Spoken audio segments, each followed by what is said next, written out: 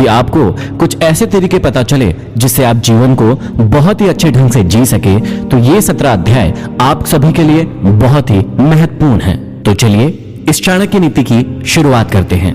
आचार्य चाणक्य के जीवन की एक प्रारंभिक घटना से उनके चरित्र का बहुत सुंदर खुलासा होता है।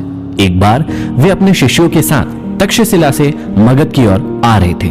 मगध का राजा महानंद उनसे द्वेष रखता था। वह एक बार भरी सभा में चाणक्य का अपमान कर चुका था। तभी से उन्होंने संकल्प लिया था कि वे मगध के सम्राट महानंद को पद से नीचे उतारकर ही अपनी शिखा में गांठ बांधेंगे। इसके लिए वे अपने सर्वाधिक प्रिय शिष्य चंद्रगुप्त को तैयार कर रहे थे। मगध पहुंचने के लिए वे सीधे मार्ग से ना जाकर एक अन्य उबड़-खाबड़ मार्ग से अपना सफर तय कर रहे थे।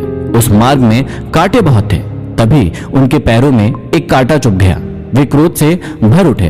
तत्काल उन्होंने अपने शिष्यों से कहा, उखाड़ फेंको इन नागफनों को, एक भी शेष नहीं रहना चाहिए। उन्होंने तब उन कांटों को ही नहीं उखाड़ा, उन कांटों के वृक्षों की जड़ों में मही डाल दिया ताकि वे दोबारा न उग सके। इस प्रकार वे अपने शत्रु का समूल नाश करने पर ही विश्वास करते थे।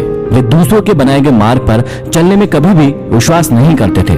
वे अपने द्वारा बनाए गए मार्ग पर ही चलने में विश्वास करते थे। आशा करता हूं इन अध्यायों को सुनने के बाद आप भी अपनी जिंदगी में अपने मार्ग खुद तैयार करें, अपने ऊपर विश्वास करें और अपनी जिंदगी में आगे बढ़े। तो चलिए प्रारंभ करते हैं। प्रथम अध्याय में श्री चाणक्य श्री विष्णु भगवान को नमन करते हुए समझाते हैं कि राजनीति में कभी कभी कुछ कर्म ऐसे दिखाई पड़ते हैं जिन्हें देखकर सोचना पड़ता है कि यह उचित हुआ या अनुचित, परंतु जिस अनीतिकारी से भी जन कल्याण होता हो अथवा धर्म का पक्ष प्रबल होता हो तो उस अनैतिक कार्य को भी नीति सम्मत ही माना जाएगा। उदाहरण के रूप में महाभारत के युद्ध में युधिष्ठिर द्वारा अश्वत्थामा की मृत्यु का उद्घोष करना यद्यपि नीति विरुद्ध था, पर नीति कुशल योगीराज कृष्ण ने इसे उचित माना था, क्योंकि वे गुरु द्रोणाचार्य के विकट संहार से अपनी सेना को बचाना चाहते थे। आगे चाणक्य समझाते हैं कि मूर्ख छात्रों को पढ़ाने से, दुष्ट स्त्री के पालन पोषण से और दुखियों के साथ संबंध रखने से बुद्धिमान व्यक्ति भी दुखी होता है।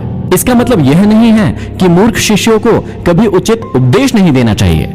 समझाने का तात्पर्य यह है कि पतित आचरण वाली स्त्री की संगति करना तथा दुखी मनुष्यों के साथ समागम करने से विद्वान तथा भले व्यक्ति को दुख ही उठाना पड़ता है। वास्तव में शिक्षा उसी इंसान को दी जानी चाहिए जो सुपात्र हो। जो व्यक्ति बताई गई बातों को ना समझे उसे परामर्श देने से कोई लाभ नहीं है। मूर्ख व्यक्ति को शिक्षा देकर अपना समय ही नष्ट किया जाता है। यदि बात दुखी व्यक्ति के साथ संबंध रखने की है तो दुखी व्यक्ति हर पल अपना ही रोता रहता है। इससे विद्वान व्यक्ति की साधना और एकाग्रता भंग हो जाती है। आगे श्री चाणक्य हमें समझाते हैं कि दुष्ट स्त्री, छल करने वाला मित्र, पलटकर तीखा जवाब देने वाला नौकर तथा